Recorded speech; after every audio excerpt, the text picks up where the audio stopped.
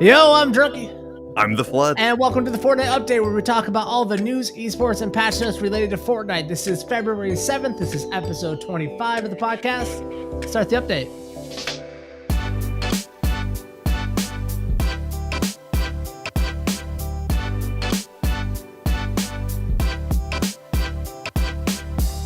All right, Flood, this week we got the patch 7.3's content update released into the game.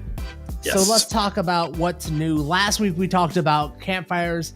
We're going to be changing to be able to like pre-laid campfires that are all around the map. It was speculated. They had talked about that they were going to do it. This week it actually happened. It's been released in the game. You can go up to any campfire that has been used already and heal your whole squad with a beautiful flame that rings eternal.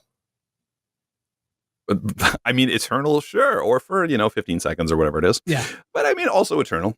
So environmental campfires have been released. This is so far for me an absolute non-event. I thought it was kind of a neat idea.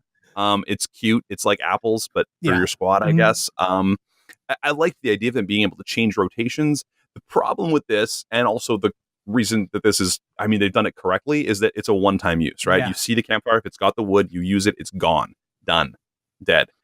So that doesn't really change rotations, because as anyone in Fortnite knows, people will try to screw you over by just burning these no matter what. Like, I don't need it, I'm going to burn it because I don't want anyone else to use it.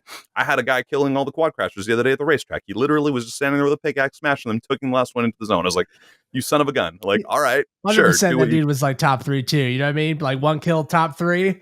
Is like, you know what? It's because I killed all those quad crashers. That's why I'm here, and everyone else isn't. All right. So I mean, it's kind of the same thing. People will just burn these to burn them. Yeah. So I haven't relied on them, and they have not fortuitously saved me as of yet. I still think it's a good idea and it's neat, and I think they added more in it. I was kind of somehow I had imagined that they were going to be able to reuse campfires in some way. Like if someone had laid one, you might be able to go there and use it later. And that's probably overly complicated and probably wrong, but it just this seems like such a non-event that it's like, yeah, that's cool that they added it. Cool. All right. Yeah. It is kind of like a non-event. It does 2 health over 25 seconds, so you got 50 health heal. It definitely feels like they should put it on a cooldown instead of like just one use per game. Like, hey, every minute this is able to be used or whatever, something balanced, so that people, like you said, who land just can't like rotate and burn campfires along the way. Just kind of mess with people. And I get the argument that's like, well, that's just the way BR is played, man. It's about, but like, they're trying to give us something here, like do the whole thing, like let us use it, give us the opportunity.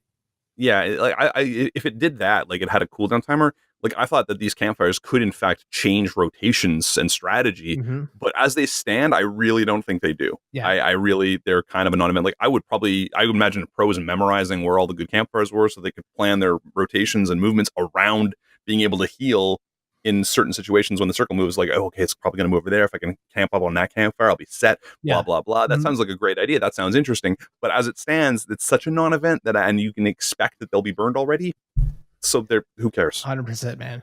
All right, next up, the bottle rockets have been introduced into the game. This is a brand new item, a thrown item that launches a barrage of bottle rockets toward the target direction. They can be found in floor loot, chests, vending machines, supply llamas, and supply drops. They drop in stacks of 2s, max size of 6. They fire 45 rockets of varying speeds randomly within a cone over 9 seconds. Deals 10 player damage, 40 environmental damage per explosion, a max of 2 active per player. Bottle rockets, what do you think about these being added to Fortnite? Let's talk more about how this is a non-event patch. I don't know what to tell you guys. Like, these are poop.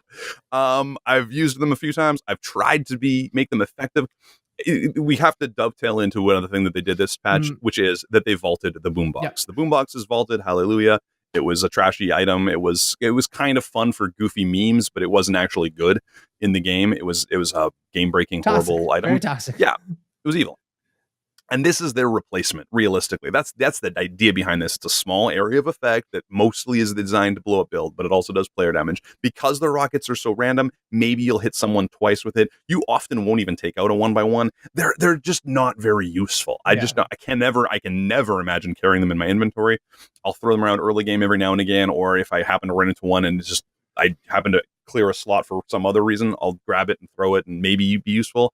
I've used it to knock down a ramp, someone ramping at me one time. That felt pretty good. Like that was useful a little bit, but I could have deagle shotted that too. Yeah, sure. So getting back to I mean, this is not a solution. This is not an item that is necessary right now. Nerfing the deagle is still an issue.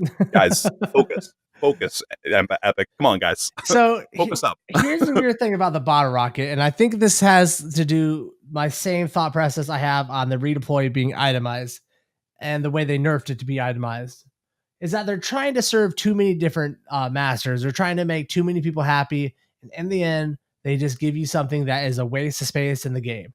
Like no one really uses redeploys in this game. Nobody's going to use these bottle rockets, but somebody might have used the boom boxes because as much as we hated them, they were effective at what they did. These try to accomplish the same thing that the boombox did, but in a much, like way lower effective rate. Like you said, like you can barely take down a 1x1. So why are they even here? It's like they have a design goal and they're going to die on that hill and get that design goal into the game one way or another, no matter how like ineffective it is to actually warrant being a slot, being drop so that you don't pick up shields. Like, oh, now I got bottle rockets instead of shields. So yeah, I don't know why these are in the game. They're loud, they're annoying to hear when they're shooting at you. It's just like, yeah. I think we're all at a point where we're getting fed up with the crazy ideas and we just want the good ideas. Like you had some really good ideas. You have some really good ideas in Fortnite. Focus up, make those work. Focus on those. Stop giving me wacky bullshit. I'm getting tired of it. It was fun for a while, and it's still kind of fun now and again, but it's fun in LTMs. We're definitely give me a core gaming experience that is dovetailed and beautiful. Just like definitely at a point where they added like so much crazy stuff. They want to keep adding crazy stuff for like the clips and all this, and make us all happy. That if they take the stuff out, those are big enough patches that we're all going to go crazy about it and talk about on social media. Like if they just nerfed or revolted the boombox, this patch would have been one of the best patches in the last, 3 months, man. Yeah. And instead it's such a weird non-event boombox. Cause again, as I say, these rockets, all they're doing is becoming a loot spawn issue. All the campfires are doing is nothing essentially. Like, I don't know, like it's just so peculiar that, and getting back to that, I honestly feel like I don't even know what the core of Fortnite is anymore. Like, I don't know what the core game is at this point because it's changed and evolved so much and they've thrown so much at it that I don't know which parts you take away, which parts you keep to have one core good gaming experience. Sure. And I think they really need to figure that out. And they need to like laser focus in on that and bring us all back into a game that we fell in love with. Absolutely. Let's talk about one of the other changes in the patch. Reduce the chance of receiving rocket ammo out of the ammo boxes from 12 to 6%. I think this is kind of a shot at the current meta since the grapplers have been taken out of the game. Everyone has rocket launchers. Rockets are like destroying the in-game at this point. It's a reaction. You know what? We had this back in like season 1 or something when RPGs were super OP and everyone used them at the end game. It's kind of the same thing. It's back again. And I think this is, as you say, this is a reaction to everyone complaining about everyone's end game having filled with RPGs. RPGs and deagles, baby. Gotta knock out that wall before you RPG it. It's pretty much, man. Another change. Increase the impulse strength to the launch pad by 28.5%. I haven't used the launch pad since this. I don't know if you did. It seems like it's just going to throw you further, right? Yeah, you bounce up higher before your deploy comes out. Okay. It's you honestly you notice it. You the first time you jump on one, you notice it. You're like, oh wait, but it's kind of subtle. You're like, wait, did I just go higher than usual? Gotcha. You know what I mean? It's actually really useful. End of the day, I think it's a really strong change. I like it. It helps you bounce up a little higher, and like if you're going to use a launchpad end game to get up a mountain when you're running out of build or something, which is especially useful in cups. I like it. I think launchpads are still one of the best items in the game, and I think this is a really good improvement for them. I'm pro launchpad. Let's go. This is definitely what I want to see more of, where it's like we have good mobility items in the game. We don't need to add anything. Just kind of buff them up a little bit to give like a wider range of use. Yeah. A couple other quick item adjustments. Reduce the chance that you can receive dynamite out of chest from 7% to 5.3%. Also, Sneaky Snowman will no longer come out of chests.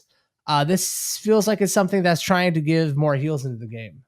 Yeah. That's a loot table issue in terms of just making sure that there's too many goddamn snowmen, basically. And no one's using them that often anyway. Like, no. They were cute. They were funny. That's what Fortnite does well. Okay, we're done. Move on. The Architect Cup has had the ability to edit enemy structures, take it out of it. This was a very short-lived tournament experience for everybody. I think a lot of the pros weren't in love with this. What do you think about the edit function being reverted? I mean, it's not wildly surprising. I really had fun with this on that first day. That first day of the first solo Architect Cup, I was like, this is crazy and kind of fun, but only because it was just a refreshing breath. Like, it was something different. So I had a lot of fun with it for one day. This is, again, kind of like an LTME thing. And I honestly, I'm wondering if they were experimenting with it for server performance, because that way they don't have to keep track of whose walls whose. I'm wondering if that's an issue or why they might have done it. Or if it's for a future, like get rid of the deagle, but then people are going to complain they can't open walls. Maybe now this is the answer. I don't know what exactly they were thinking, behind this, but because as soon as you remove a way for us to blow up walls, everyone complains, well, everyone just turtles. So, like, what's the answer? I think that's what they're trying to solve. Yeah. But this had such a visceral reaction from the pros, and I understand it. Like, I didn't think this was good for the game. It was just really fun for like a day. I also think they should have changed the name back. Stop calling it the Architect Cup if you can't do this, because we're back to Explore. It's the Explorer again, guys. It's the same thing. Well, who knows? Maybe there'll be another change to the Architect Cup in the future, because what I think they're trying to attack is the turtle meta that's developed since everyone figured out how to turbo build. And I see where they're going with it, where it's like they don't want people to just sit inside of 1x1s. They don't want builds to be as overpowered as they are now, because you should be able to build up, but you shouldn't be able to just sit there and like spam a wall with turbo build with a really good ping. Like, that's an attack at that. But like, people say, like, Epic has been devaluing builds for a long time. This just completely like bottomed it out, where it's like your builds don't even matter. Why did you build that wall? What's interesting though is, like, I've always thought, and I've always explained to people back in the day, that the reason I liked Fortnite in the beginning is that building wasn't just about building, it was about the movement. It allowed me to get up places. Like, the first time I played Overwatch after playing Fortnite, I tried to build, like, in my head, I pressed the button to build a ramp to go up to somewhere, like on a, like, I want to be able to have that freedom of movement. And the problem is it also has the turtling mechanics. So there's no way to win for Fortnite at this point in my mind. I'm not sure how they win, and I think that they're trying to figure that out too, because building is both like the best part of Fortnite and the worst part of Fortnite. Like, it's such a struggle, because so much of their element and map design is built on the ability that you have to build up to things. Like, some of those mountains don't work unless you can build. Sure. So how do they win? And it's so they're in a tough spot. I think that when they introduced a mechanic that we all lovingly know as turbo build, they didn't realize the strength of that turbo build mechanic as the game was going to develop for the next, I think, like 3 to 4 months after it was put into the game. And it's taken to a place where, like, this turtle meta is overpowered. The defensive meta is overpowered. Being able to sit there and replace a wall forever endlessly is overpowered. And so, I don't know. I think we're at a place in this game. Why don't we try an Architect Cup where we take out turbo builds? I think that's a really smart idea. You know what I mean? I would like to see it, man. Myth was impressive, like super impressive, when he was building unbelievable structures before turbo build existed. Yep. And then, what was it, the end of season 2 with John Wick, and everyone was a John Wick, and all of a sudden, like, 1x1s are like flying up. You're like, oh, okay, yeah, everyone can do this now. And it wasn't impressive. There was no skill to it, like, or no comparatively little skill to it. Yeah. And I think that maybe it's time for turbo build to go. I think you might be right. And they don't even have to like take it completely out. There's been 2 versions of turbo build. When they first introduced it, it kind of gapped some of the awkwardness that would happen when you're building, just because of ping issues and from spinning too fast. It bridged the gap of awkwardness. And then they further iterated upon it, where now you could just, like, they described it as being able to paint walls by just holding it down and doing a large stroke. You could paint whatever you wanted. And that's where the problem came in. I would like to either see them take it out or revert to the first iteration of it and just see how the game feels, because it's like you said, the movement of Fortnite was what felt really good. We're at a point now where it's just the camping and the turtling, and it feels, man, I'm at a place where it's like exhausting again. Like, because it's ironically not really a cover-based game in the traditional sense. It's more of a build a little camp, then to gain ground and move forward, and then ramp at someone where you're still building cover. Like, it is cover-based, but it not in the traditional sense. Like, it's such a weird mechanic. It's try to get as close as I can to shotgun you, and or like, you even see it with pros. They're not using sniper rifles particularly because they can't, like, because everyone just turtles up in the scrims. Like, and I think we're going to talk about this a little bit later when we start talking about we're going to talk about Apex later.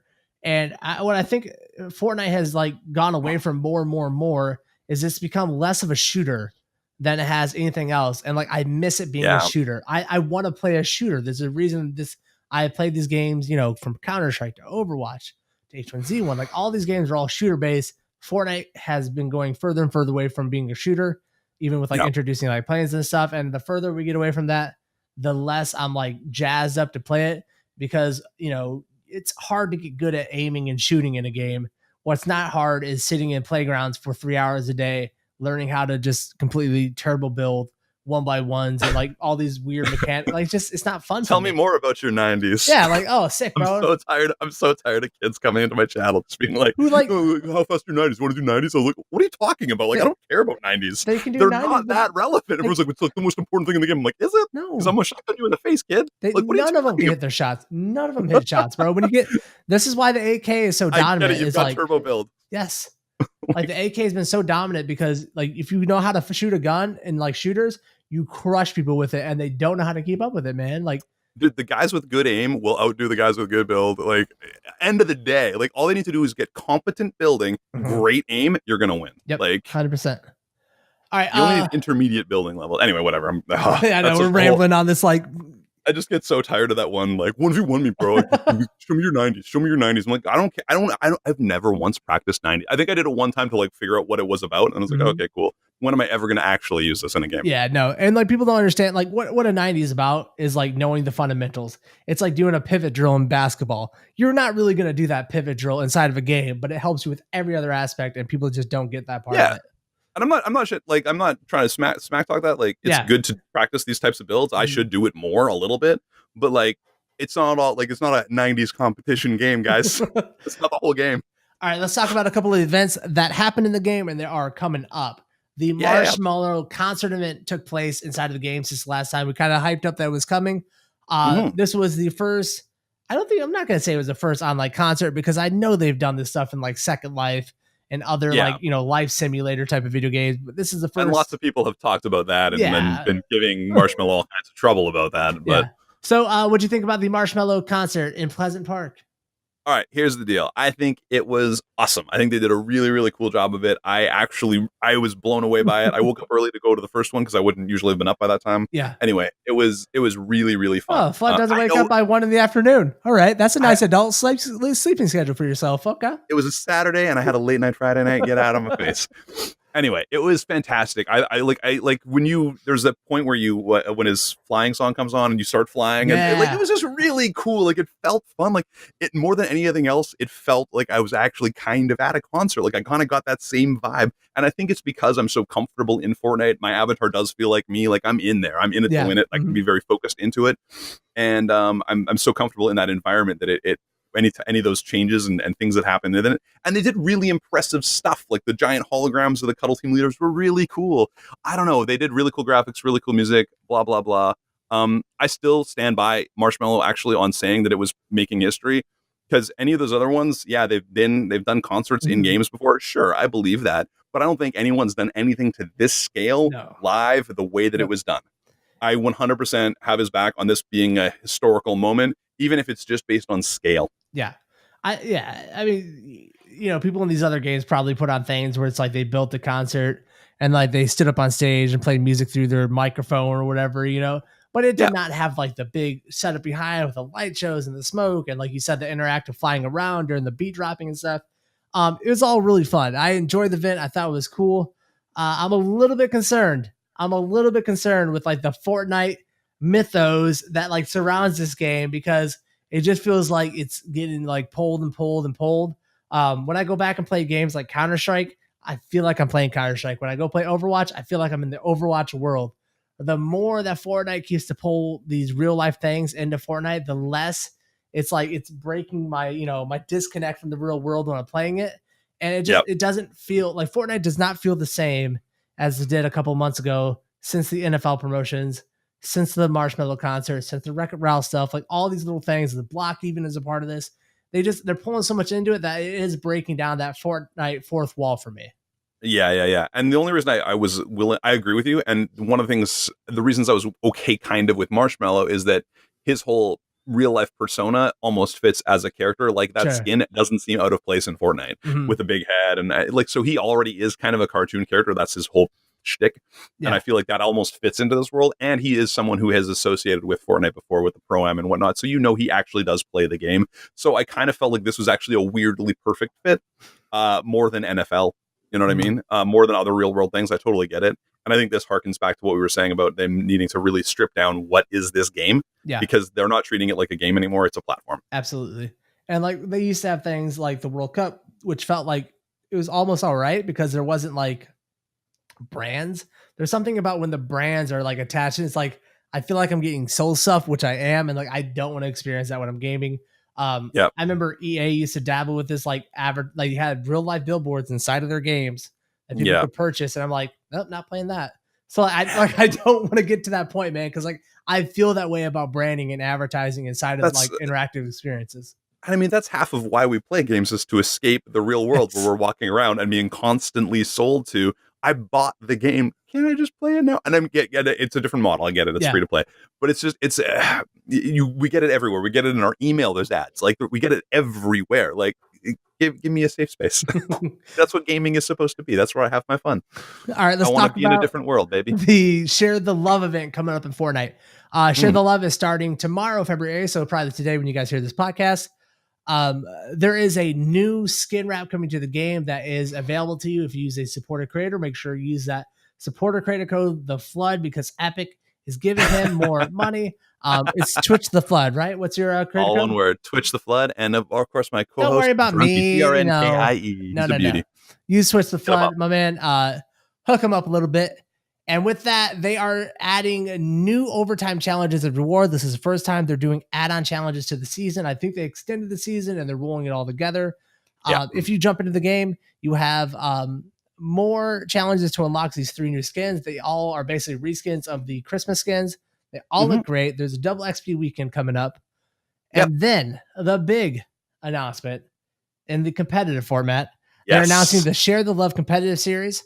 They will run several placement matches on the weekend of the February 9th and 10th, placing top performers directly into higher divisions based on their performance, featuring their new tournament system that has been added to the game. This is a open division to prospect division to contender division to champion division. This is a full tournament series that will run and conclude on the 23rd and 24th of February. Share the love. This tournament kind of came out of nowhere. Yeah, this is pretty exciting. Well, and you know what? We've known that they've been working on a back end for a new competitive system with new competitive features. I think they've pushed this a little early because they even say some new features in the tournament system will be used, but then you got to wait for 7.4 for the real shit. So I think they pushed this out maybe a little early, maybe in response to some things that are going on in the gaming world around them. Who knows? But I mean, honestly, people have been clamoring for good competitive or ranked modes forever. I talked about this, how when I play the pop-ups, that's the best version of Fortnite. That's my favorite version of Fortnite. And I think this is the natural progression. I love that it starts with an open division, so literally everyone can play.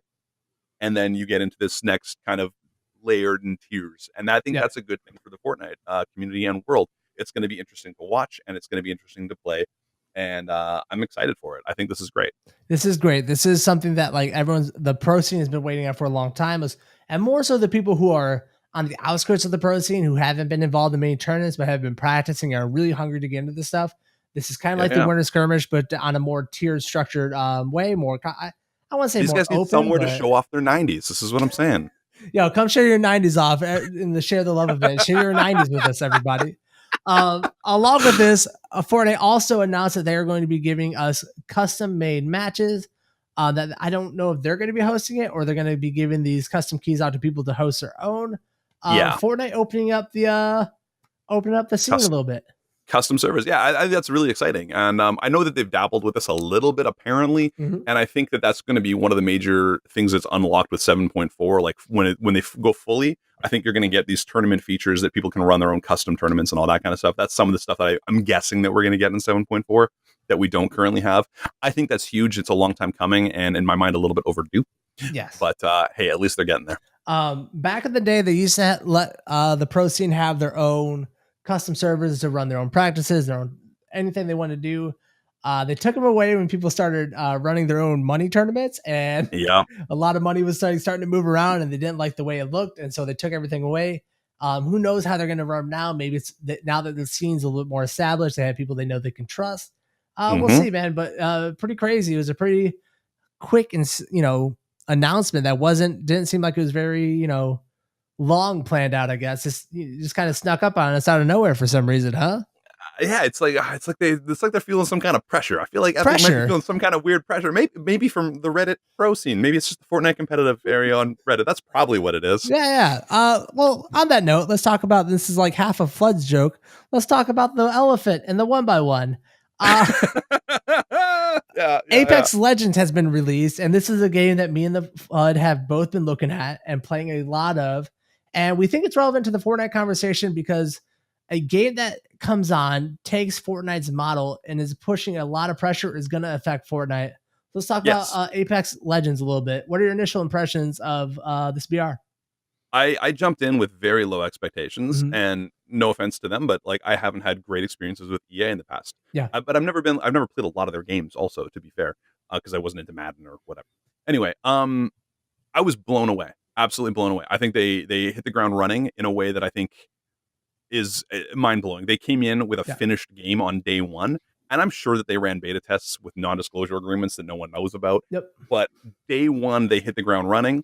They used a creator-based model for all their marketing. They were paying for streams from Ninja and Tim the Tap Man and all those guys. And that's awesome. I think that's the way to do it in the modern era. This has been going on for years, but they did it in a really big way. And they all-ined on that kind of move. And it worked.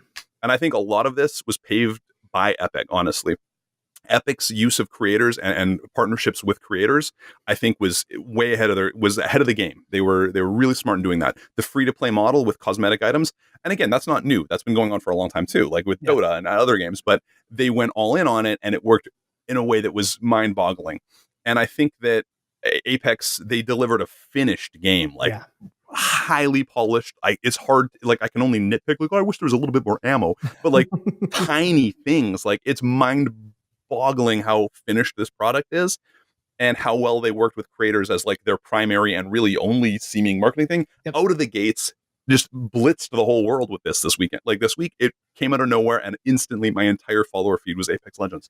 It's crazy. Absolutely, man. And like you're saying, it came out of nowhere. What these people did differently than all these other companies is everyone uses, and this is what Fortnite also did. Everyone uses E3 and stuff to hype up these big, like, this is coming. Wait till you see Call of Duty Blackout. Wait till you see the Battlefield BR. It's going to be crazy. And then we all forget about it. Because, like, I don't know when the BR for Battlefield is going to come out, and I really don't care anymore. Like, the hype's done for me. What they did is they hyped this up for one day on social media. They're like, hey, we had all these creators check this out. They paid all of them to like tweet about it. And then the next day they got on Twitch and said, check out our 5-minute stream on Twitch. And at the very end of it, they're like, hey, go download it right now. It's out. Seriously, we're not joking. It's out. Go play it. It's for free. Download it. Play it. And amazing. Like already polished, like done. And on the first day, they had over 8 million people play it in one day. That's not concurrent, but at 8 million people played that game on day one. And if that's not an argument for the free to play model and putting your game up there, like, is this good enough? Is this game good enough to compete in a market?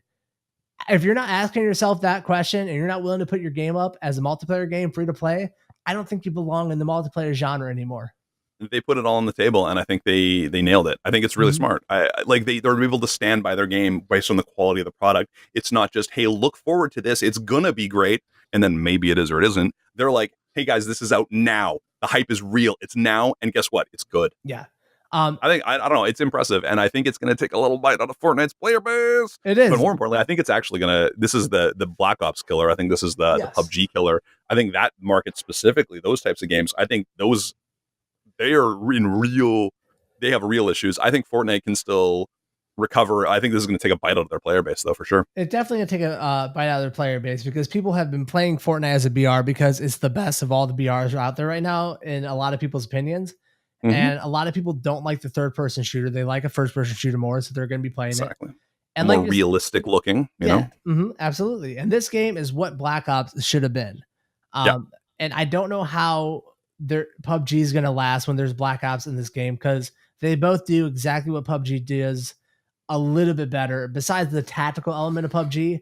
But the player base who are into that is just, like, do you want to play a game that's like super tactically based, but it's filled with bugs, or you want to play a polished game that has almost no bugs I've ran into, that like is a little bit less tactical, that streamlines it a little bit more to make it faster paced and stuff. Yeah. What I'm really excited to see with this one is I think one of the things that happened with Call of Duty is that I expect another Call of Duty next year, so I know that this game won't be supported for that long. Yeah. Whereas, you know what I mean? Whereas Apex, I'm really hoping to see them keep supporting it and keep iterating on what they've got. They've got a beautiful model, but keep giving me new interesting skins, slight tweaks to the system, new competitive elements that are going to come, tournaments and all that kind of jazz. Give me that kind of stuff and those slight innovations over time that shows me this is going to last. Because then they have something, I think. Absolutely. I think they could keep, I think they can't just survive on hype. Fortnite, one thing that they've done, like it or hate it, their insane pace of innovation worked in a big way to keep everyone on board for at least a year. And, again, like it or hate it, because they've got some problems with that too. I think they're gonna wake up to this competition, and hopefully, again, they're giving us their competitive immediately. They're gonna make some tweaks, I think, immediately. They were a little slow to listen to some of the pros on the competitive elements, and that you need to keep your competitive scene alive for a game to stay relevant for more than a year, I guess. Absolutely. And like that is so true. If you look at games like League of Legends, they have not like pandered to the competitive scene, but they have made sure that their game plays the best in a competitive Fortnite, and that people who play it at the highest level are able to take advantage of things that other people can't. And what I love about Apex finding such success, because like, in no way do I want Fortnite to die. I can't stand people who I see on Twitter like, "Oh, the Fortnite's dead." I can't stand it. It's insane. Yeah. What I do like is that it's going to kind of hold Epic to a higher standard for people who play the game on a more than casual level, who play this game, 6 to 8 hours a day, who know this game a lot better than a lot of the casuals, and it will make them want to listen, because they're not going to retain that audience when Apex is playing so well and plays, there's a skill gap in Apex because of the way it plays, and you're able to do better than people, and people are going to leave Fortnite for Apex permanently if this kind of trend keeps up with Fortnite about catering to a less skill gap. And I think it's going to make them change the policy on it, man. Well, and you know what, when you start losing those pros and those streamers and stuff, and it becomes less cool, guess what happens, guys? You lose the casuals too over time. You know what I mean? Yep. Like this is, as I say, I don't think this kills Fortnite at all, but I think that Apex has put a pressure on, and I think competition is good for the market. Absolutely. You know what I mean? Especially like when you look at who's playing Apex, all the top streamers are, all the people who are competitive Fortnite players who are signed to orgs to play for competition, like the people from Liquid, the competitors from TSN, not the content creators, the actual competitors from TSN, the people from FaZe, and they're playing Apex, man. It's if that doesn't like shine a light on what needs to happen, and kind of hold Epic's feet to the fire, I don't see what will, man. I agree. Exactly. I'm excited about it. You know what? I'm excited to be able to play different games and bounce back and forth and play different stuff. I'm excited to play this competitive event in Fortnite. Like, I'm excited about a lot of what's going on in the gaming world right now. Everything that's just happened in this last week or so, and actually in the last year since Epic paved this road, I've been really excited. I think the gaming industry is in a really fascinating place right now, and I'm pumped for it. Absolutely. I think it's good for gamers, end of the day. 2019 is going to be wild, man. Woo, let's go. It's just February. We haven't even had our girlfriends get mad at us on Valentine's Day, and look what's going on. Yet. Hey, just a heads up, everybody. Valentine's is coming up for all our male listeners, because I assume the majority of our listeners are male listeners. Just get those flowers, guys. All right. Those flowers. Get those orders in now. Let's end the update there. That is episode 25 of the Fortnite update. I'm Drunky. You can find me on twitch.tv/Drunky and my co-host twitch.tv/The Flood, and put in those creator codes, Drunky and Twitch the Flood. No, just Twitch the Flood. All right, see you guys next week for episode 26. Bye, everybody. Bye, guys.